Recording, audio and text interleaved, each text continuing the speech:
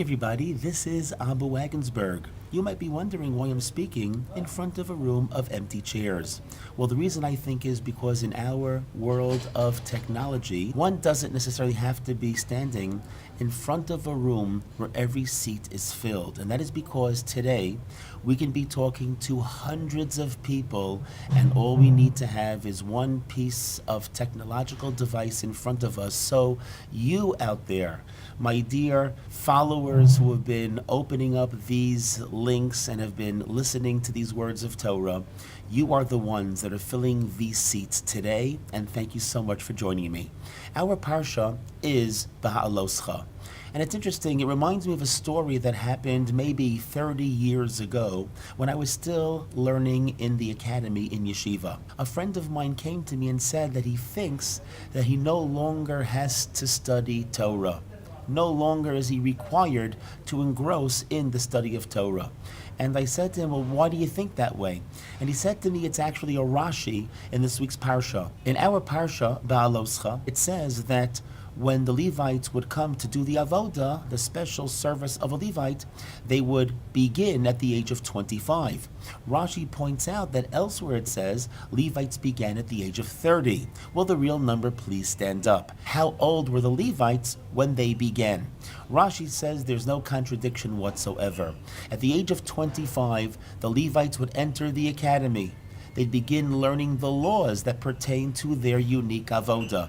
By the age of 30, they were well versed and they began to do the actual avodah. Rashi says from here we can extrapolate that if a person is involved in studying Torah for 5 years and did not yet see a simin yafeh, b'mishnaso, he didn't really find a good sign in his learning, like he didn't find that he was successful.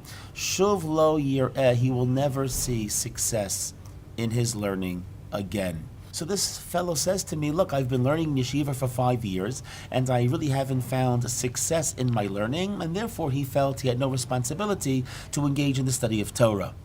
So I said to him, well, I don't think this Rashi can support such a decision because all Rashi said was that if a person studies for 5 years and does not see success in his learning, he's no longer going to see success in his learning. That's got nothing to do with learning. The point of learning Torah is not to be successful. It's not to become the world's greatest genius or the world's greatest posek. The point of Torah study is to get closer to Hashem. So even though Rashi says if after 5 years perhaps we haven't seen success in our learning, maybe we will never see success as far as academically speaking, but still a person has the responsibility to study the Torah so that we grow closer to God, building our relationship. We've got no idea how much Hashem loves us and how much more Hashem wants to draw closer to us. A few verses before the Rashi this fellow quoted to me, it mentions the words Bnei Yisrael 5 times in one verse. The Levites, they went to serve in place of Bnei Yisrael and to atone for Bnei Yisrael, the Jewish people. So Rashi points out, why does it say Bnei Yisrael 5 times in one verse? Doesn't that seem to be superfluous? Rashi says it comes to teach us just how beloved we are to Hashem, that just like Hashem loves the Chamisha Chumshei Torah, the 5 books of Torah, Hashem loves the Jewish people, and that's why it mentions us 5 times, putting us on par with the Torah itself. And come to think of it, we are HaKadosh Baruch Hu's Torah, and Hashem loves the Jewish people just like He loves the Torah itself. And therefore, to truly build this relationship with Hashem, we Bnei Yisrael should try to engage in the study of Torah, the Chamisha Chumshei Torah, as much as we can, and just to put the effort in. What does the Chafetz Chaim say about that famous prayer? Anu amelim v'heim amelim. We toil in the Jewish world, and they in the secular world, they toil. Anu amelim u'mekablim schar. We invest invest and we toil and receive reward, and they are amel, they also invest and toil, but they don't receive schar, they don't receive reward. So the famous question is, what do you mean that in the secular world they don't receive reward? Of course they do. People work and they get paid for their work. The Chavetz Chaim answers this question by saying that, yes, that's true. However, in the secular world, nobody gets paid for toiling alone.